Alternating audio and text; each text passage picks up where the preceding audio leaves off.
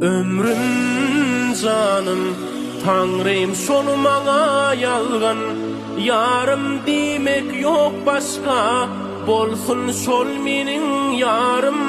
Menden başka bakmasın ol, gülsün gül yaş dökmesin ol. Nazarlıca melevim, hem de gelecekki gelne.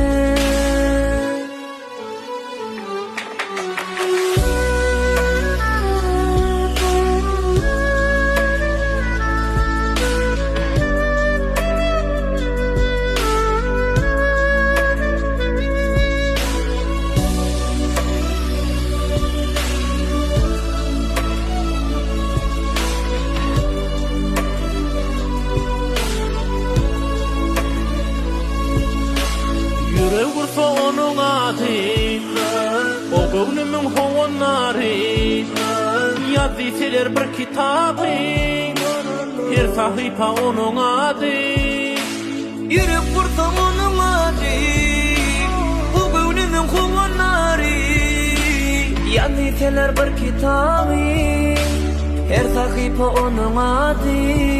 Ömrüm canım Tanrım şonu maňa ýalgan, yarım diýmek ýok başga, bolsun şol meniň yarım.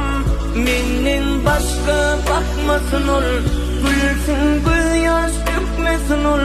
Nazarlıca melevim, hem de gelecekki gelne.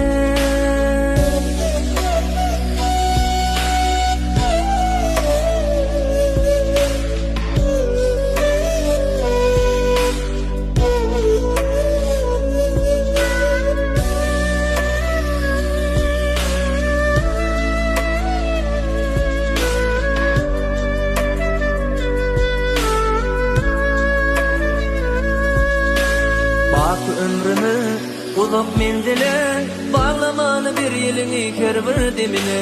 Cennetin gülü, bağıtın meleği, seni görse el çarpar olar kırada.